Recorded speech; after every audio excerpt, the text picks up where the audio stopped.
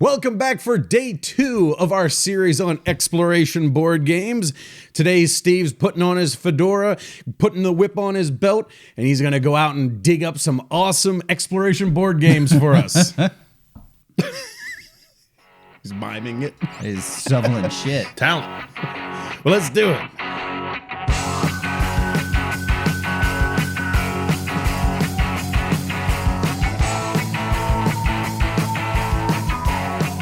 All right, well, welcome back. You're in for a treat. Pull up a chair, get some popcorn, do whatever it is you do to relax and enjoy.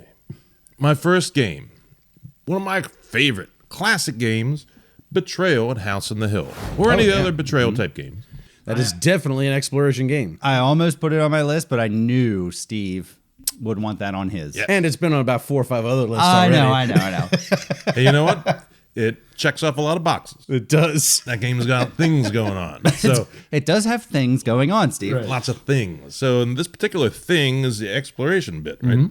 So in this, you are a cooperative team initially of people going into a haunted house, and you're flipping tiles over, and those are the rooms you're exploring.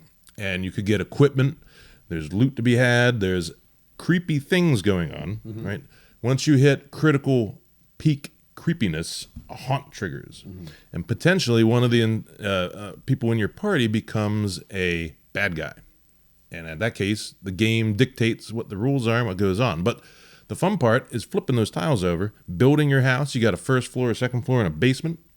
You got stairways that connect. You have to find, if you fall in the basement through a weak floor, you have to find the stairs to get back out. It's a lot of exploring in this game. This is the bulk of the game. I'll tell you, the thing about the exploration in this game is you never know what the hell you're going to find, because you're walking down a hallway, you walk into the living room, and then you go from the living room to the crypt. Yeah. And then you go from the crypt to the ballroom, and then you go from the ballroom to the torture chamber, because this is the weirdest ghost house that ever was explored. Or you just fall into a crevice and go to the basement and can't get out. Yeah.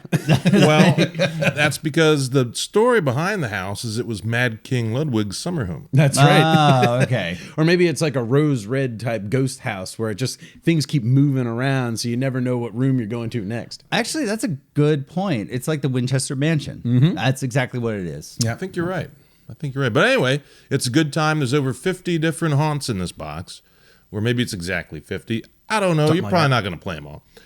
But it's diverse. It's replayable. I mean, you're still in the same house, but the scenarios change a lot, and it's worth it, I think. And if you go on BGG, you can get the Scooby Gang, right? Everybody's like custom making their own teams, and somebody made the Scooby Gang. I thought that was awesome. That's funny. One thing I always wish that they would do with Betrayal at House on the Hill is put out room pack expansions.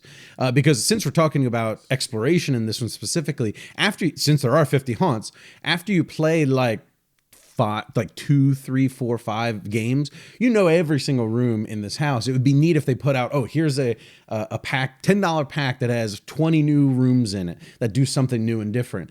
I would really like that, and I wish they would have done that, but they never did. They put out an expansion with a lot more scenarios and things, but not the rooms. Yeah, there have definitely been times where we're like, okay, we got to find the coal chute. Right, We're just like cycling through the tiles, just trying to find the coal chute. And that's kind of bleh. So interestingly, this is the first what I would qualify as an exploration game that I have played, because it got me hooked on the concept of just moving around and discovering new tiles. I think discovery is the big thing about this It's all game. about discovery. Yeah, and that's what I think is beautiful about Betrayal House on the Hill. It has its flaws, yeah, whatever.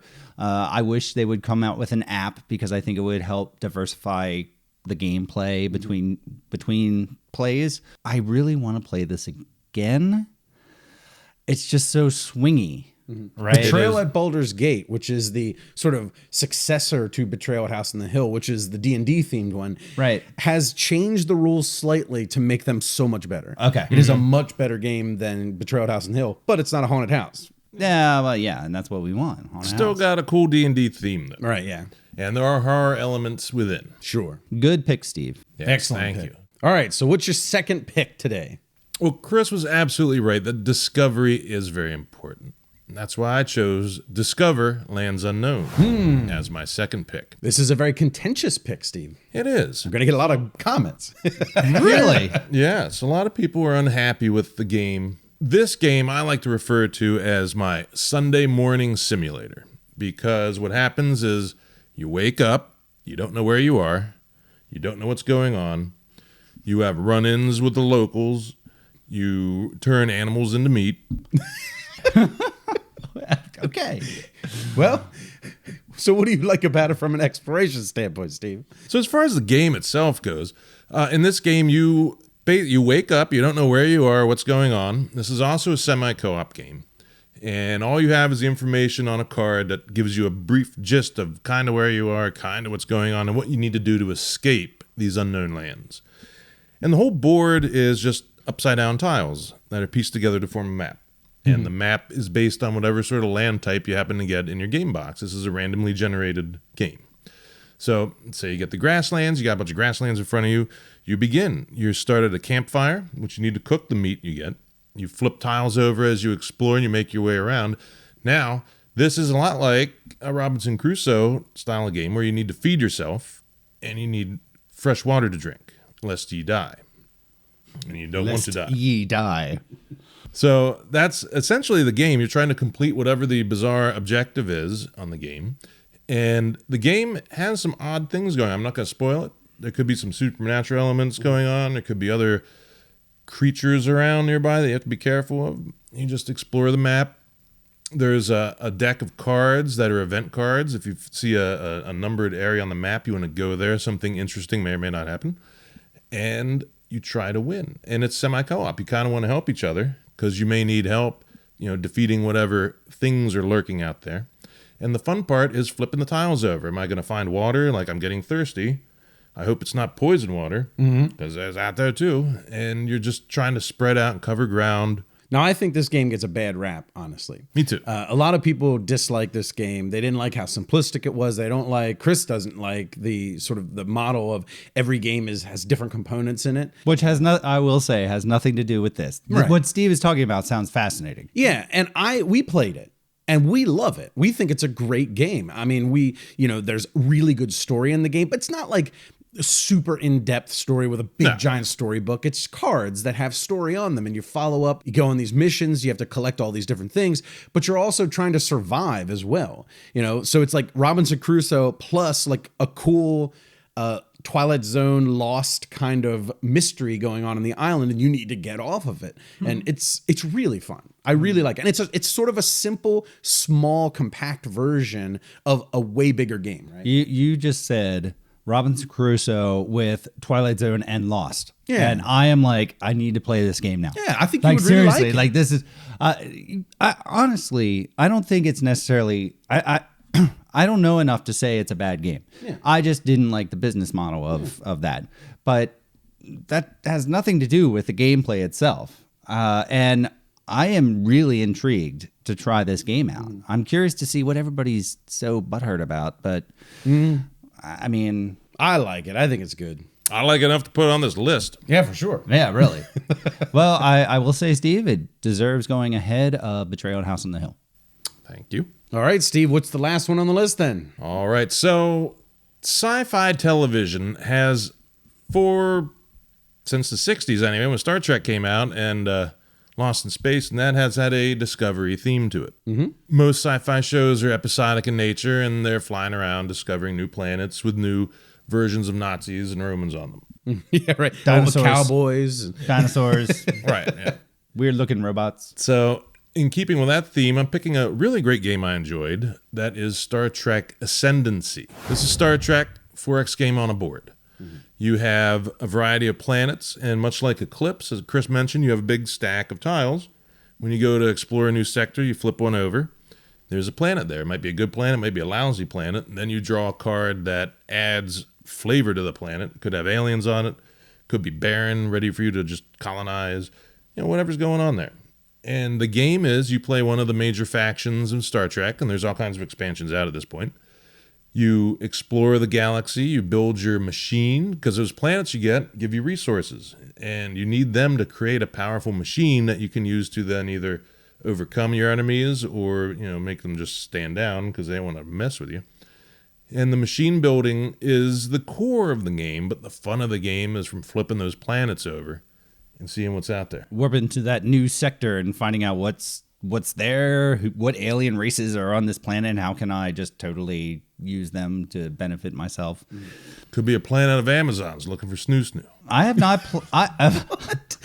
Snoo. You don't know Snoo? It's Futurama. Anyway, yeah.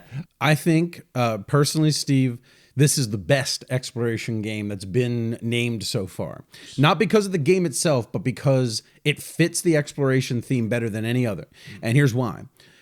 Because even though Eclipse and Archipelago and Betrayal at House on the Hill and all of those, you're pulling tiles that are random, right? And you don't know what you're going to get. It always is the same. It's a house. It's a big hex grid of planets and whatnot. This one is completely organic. The planet goes out and you put out your warp lanes and they could go in any direction you want. So every single time you play, the galaxy is completely different. And that's what makes this game the best exploration game, because you don't know how you're going to connect with the other races or where they're going to be or what the warp lanes are going to be to get to them. They might be right next to you, but it takes a really long time to get to them because of the way it's laid out. Absolutely. Or you might go directly to them. This one is a perfect exploration game. I do love that about this game, that the map is very organic, right? I love the fact that it's not a hex grid or anything like that. It's just these tiles connected by these warp lanes, and it can be all over the place. Right. It's different every single time you It can play. be as big as you want it to be or as small as you want it to be based on the constraints you have on your table. I think that's fascinating. So I agree. This Good. is the number one exploration game that has been picked so far. I agree. I give the crown to you, Steve. Gonna mark this down in the annals of history. It's the only time it'll happen. All right. Well, that was Steve's list. Come on back tomorrow where you're going to get the final list, my list, see if any of my games are going to beat Star Trek Ascendancy. I'm a little worried that they might not. Yeah. Maybe one of them. We'll see. We'll talk about it tomorrow. All right, everybody. We'll see you tomorrow. Good night. Engage. Thanks so much, everybody. If you've enjoyed this video, please do us a giant favor by subscribing to the channel and clicking that wacky bell icon. If you're into board games, miniatures games, role-playing games, we have a bunch of audio podcasts you might enjoy. You can find those at thesecretcabal.com or on iTunes and Stitcher.